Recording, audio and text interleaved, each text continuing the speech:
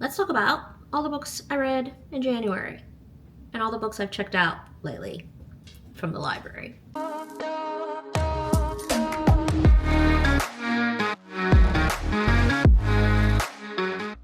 Okay, so first and foremost,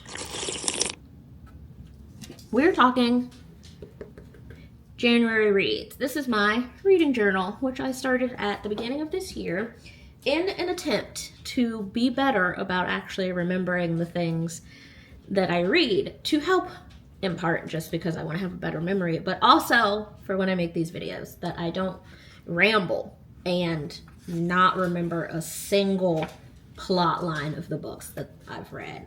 Character names, never heard of them. So I read 5 books in total in the month of January, which is not the best for me, but also not the worst. Nimitz, get out of that basket. Get out of the basket. I started the month off with Sweetness in the Skin, and a little bit about my reading journal. This is one that I just picked up from a bookstore. It has a few different sections, just like tracking when I read it, the days that I read it, general ratings, like how emotional, ease of reading, overall rating. I also track if I got it from the library, if it was an ebook or a physical book, and then just kind of prompts like what did I think, what was most intriguing or interesting, what am I going to take away, and then a whole page for thoughts and quotes. So Sweetness in the Skin was what I start with. This is by Ishi Robinson. It is a fiction book written a couple of years ago. It's actually been on my TBR for probably since it came out. The cover is really beautiful of it, which is what drew my eye to it first, but I also love the story, which is about a Black Jamaican girl growing up. She has a penchant for baking, and she also has a penchant for French.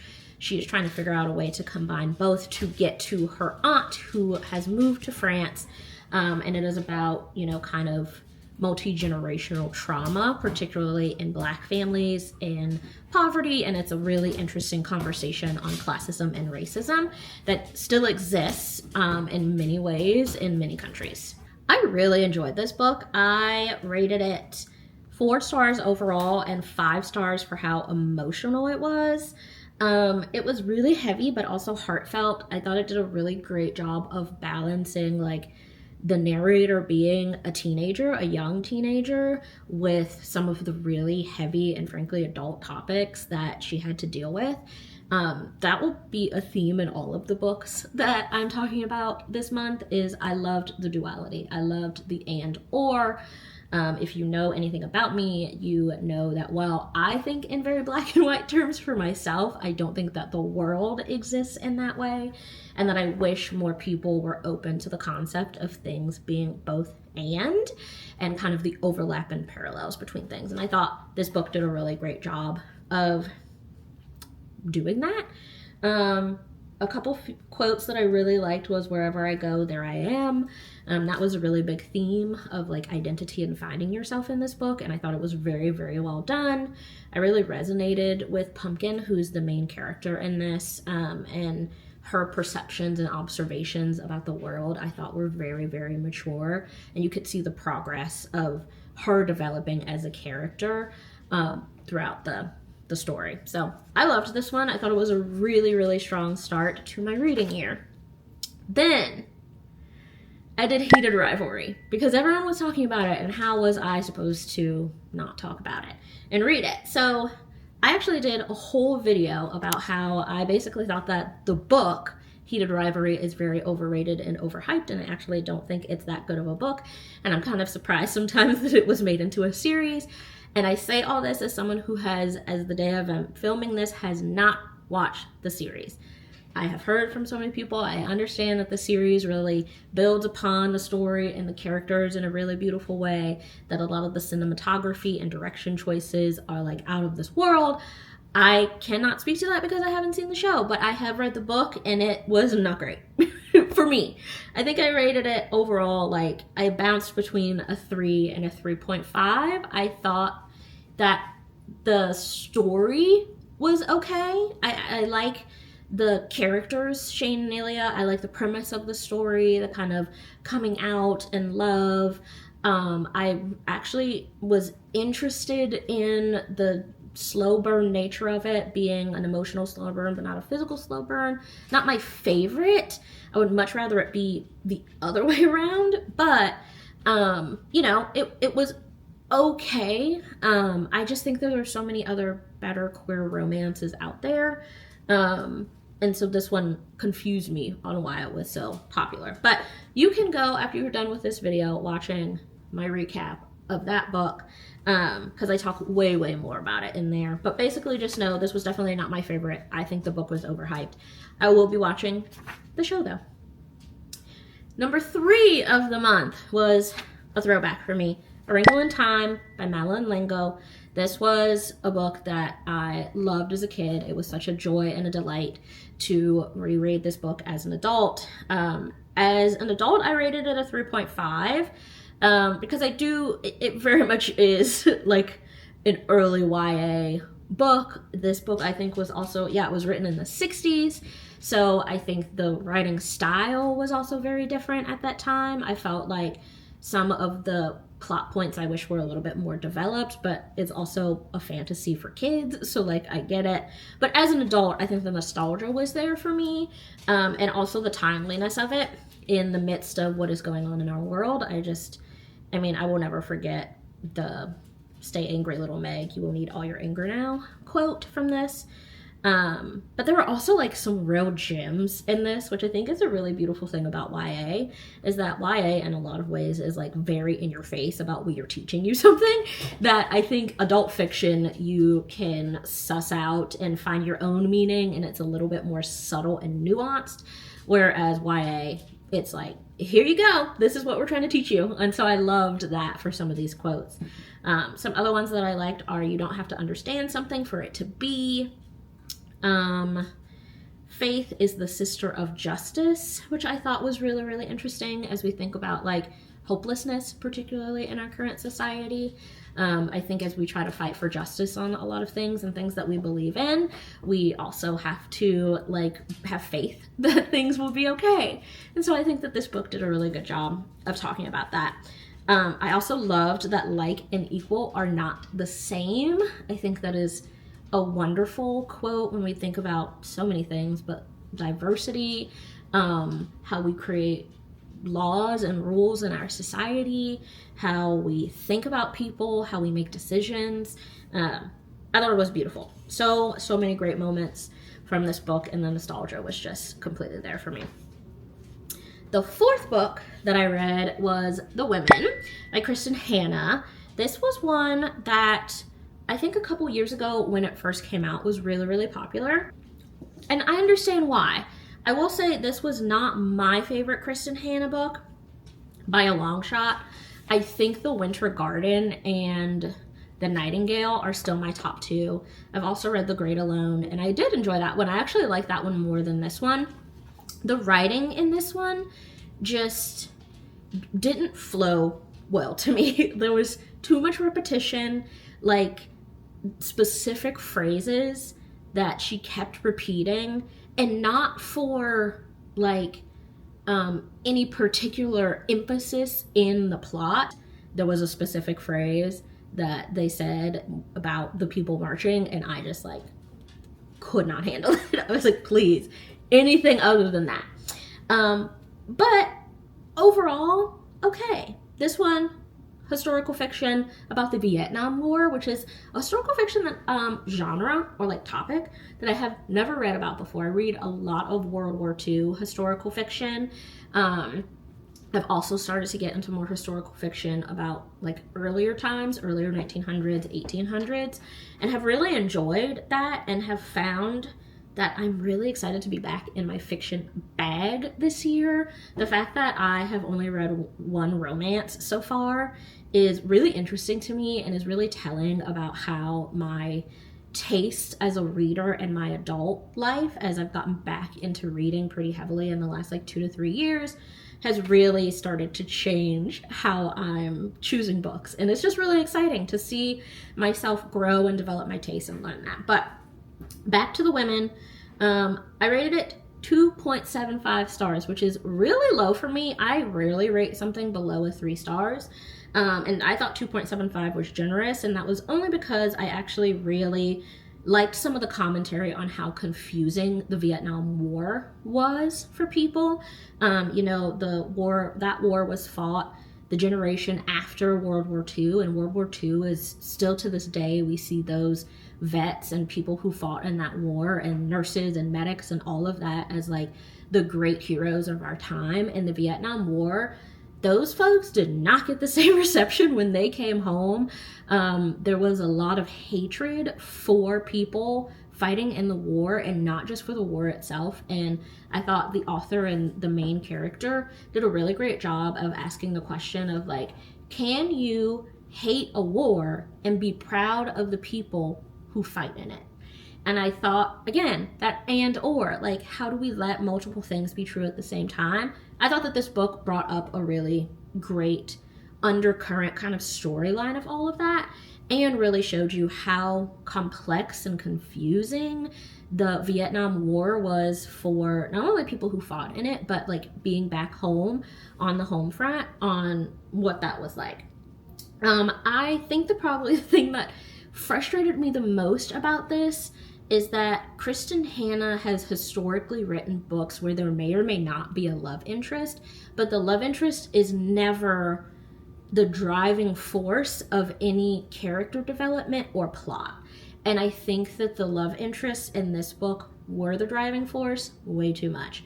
And it frustrated me that the main character, Frankie, did not progress or develop until there was a relationship that pushed it towards that step. So that's why it was 2.75 for me. But I don't know. If you want to read about the Vietnam War in historical fiction, this is a great one to start with. I think it was very well researched. I really appreciate all the time Kristin Hannah's background research that she does, and all of the things that she wrote in the book were actually places in Vietnam and things that happened for the most part.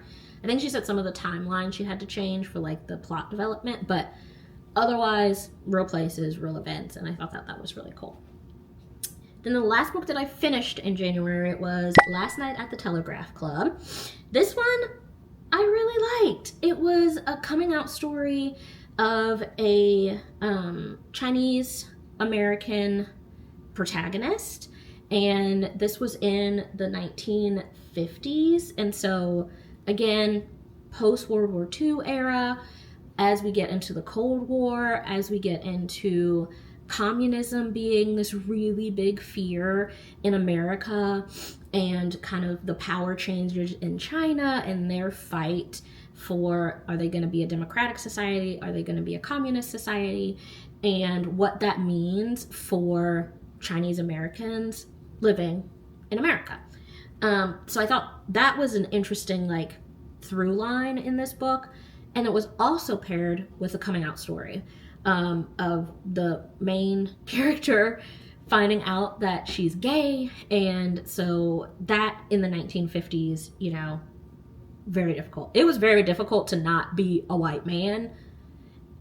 It still is difficult to not be a white man, but I would say even more so in the 1950s. And so this was a really interesting genre mixing because it was historical fiction, there was some romance, it's a coming of age, there was a YA. It was just very, very well done in a lot of ways, to kind of mix all of those things together and have a fairly successful story, from my perspective. I do think that the last like 1/10 of the book should have been the last 1/4 of the book. Like it jumped really quickly to me in its conclusion, and I wish that area had been developed a little bit more. I wish I had seen more of the character growth in that last little bit. So that's my only qualm with that. It got 3.5 from me, which is really interesting because I would say these are probably like the lowest that I've ever rated books. And I think that's just, again, a testament to me really understanding what I like and having enough books in my recent memory to comparatively talk about them in ways that I think are more complex than just, oh, I liked it, so it's 5. Which, if that's how you rate books, if you go fully on vibes and like if you liked it well enough, it's a 5, and if you didn't like it, it's a 4. I don't care. I don't care how you rate books. But it's really interesting to me that I'm finding more of my style and voice when it comes to that. And I do think my reading journal has really helped me remember kind of my thoughts that as they go from start to finish, because I definitely know that I've had recency bias, and if I loved the ending of a book, it was great. Higher rating. I did want to talk about the books that I have checked out from my library recently, because I've perhaps checked out too many. A lot has been catching my eye.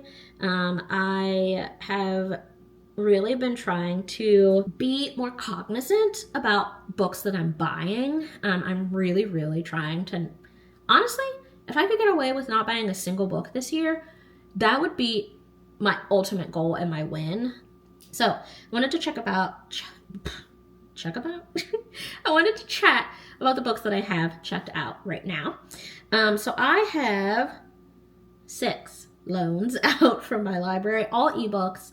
I've been in a really big ebook era lately because I got a Nook for Christmas and I love it. So first that I have is Layla Motley's The Girls Who Grew Big. I think I saw Rachel Catherine talk about this book, and I was like, that sounds right up my alley. This is a fiction. It is about a group of girls who are all either young and pregnant or have been pregnant and now have kids, and they kind of do this like found family community, their stories as they learn how to be teen parents. So I thought that was really interesting. Okay, next, Voices in the Snow by Darcy Coates is a mystery horror fiction. I haven't read a mystery or like a thriller in a hot minute. I actually don't think I read one at all in 2025. It might have been 2024. That was the last time I read one. So I thought this one would be fun and interesting. Like, this basically, Claire, the main character, wakes up in a stranger's home and like kind of doesn't remember what happens. She thinks she remembers she was in a car crash, but doesn't really know what's going on. But basically, like, there's this big storm that's going on, and she can't leave this stranger's house, and like weirder and weirder things begin to happen. So I thought that would be an interesting read, just like something completely different from what I normally do. I have been finding that I'm like in moods for something different. So having something like this on my loan shelf is like perfect. On the complete opposite though, in case I want something that feels like really familiar and I know is like genre and subgenre that I like, romance that includes a subgenre theme of books about books. There you go. Battle of the Bookstores. Literally 2 rival bookstore owners fall in love. Listen, I love a book about books, okay? Sue me. The next one I'm actually reading right now and really enjoying, Babel by R.F. Kuang. Now, I have read, what did I read by R.F. Kuang? The Poppy War, and I did not enjoy it. It was really hard for me to get into it, really hard for me to follow. I think it was like maybe at the time that I read it, one step too far into a really in-depth fantasy world that I was ready for. I think now I might be in a better place to like read and understand it. But I was so new to reading fantasy at the time that it was really difficult for me to kind of understand, I think, some of the analogies and metaphors and themes and through lines that people have said are part of that book. So I was going into Babel with preconceived notions about if I would enjoy R.F. Kuang's writing. And let me just say, I was completely wrong with those preconceived notions. I am enjoying Babel. I think it's a really interesting story. This one is still fantasy elements, but also historical fiction and also like lit fic all combined. It's also in a college setting, like an academia setting, at Oxford. Very, very interesting. I think it's really cool. I'm learning that I love a genre blending kind of story. And this is exactly that. Like, at moments, it feels like I'm literally just reading a lit fic about college kids, like, in their freshman year. And then at other times, it feels like I'm reading a fantasy novel. And then at other times, it feels like I'm reading about the racism and sexism in London in, like, the early, 1800s or 1900s. It's so cool. I really enjoy how it feels. It could feel like you're in 3 different books in one book, and somehow it actually makes sense that it's one book. Does that make sense? Probably not, but I said it, and I meant it. Number 5 out of 6 is Adam and Evie's Matchmaking Tour. I cannot remember who I saw talking about this. It was someone on social media, but this is a romance, enemies to lovers, which I really love an enemies to lovers. I really do. Like, there's just something about it. But this one in particular is let's see, something about matchmaking tour, I think in Vietnam. What was it? Oh, that's right. She can get the deed to a San Francisco home, like I think from one of her family members, but only if she goes on this matchmaking tour in Vietnam, where I guess they're all trying to fall in love on the tour. I'm not really sure, but it seemed really cute, and so I downloaded it. Okay. And then, last but not least, All Quiet on the Western Front, which I have seen the Netflix movie. Love it. There are like a handful of movies that I will rewatch all the time. Funnily enough, they're all war movies. I don't know what it is about movies, but I cannot make it through them. I like even struggle with a show. Like, it's just not how I want to spend my time, is looking at a TV to watch a movie or a TV show for some reason. YouTube videos, completely different, but TV movie, don't do it. Except for All Quiet on the Western Front, 1917, Saving Private Ryan, and probably now Hacksaw Ridge. I love those. I love those movies. And All Quiet on the Western Front is a really, really unique one. Like, that one is probably the most psychological and devastating of all of them. And so I'm interested to read the book. I think that All Quiet on the Western Front is probably my favorite story from all of those movies that I just mentioned. So I'm excited to read it. And quite honestly, did not know it was a book. Didn't know it was a book. So excited to finally read the book on that one. So that is what I read in January, what I've got checked out right now. My goal is to try to get through all of those checkouts in February. We will see if that happens as the biggest mood reader that you probably have ever met. Me. We'll see. But I'm excited for this new month. I'm excited to see you back here again soon for other vlogs and other videos. And at the very least, come back for my February wrap-up, where we'll see if I actually read any of those library checkouts. Okay, thanks so much for watching. Bye-bye.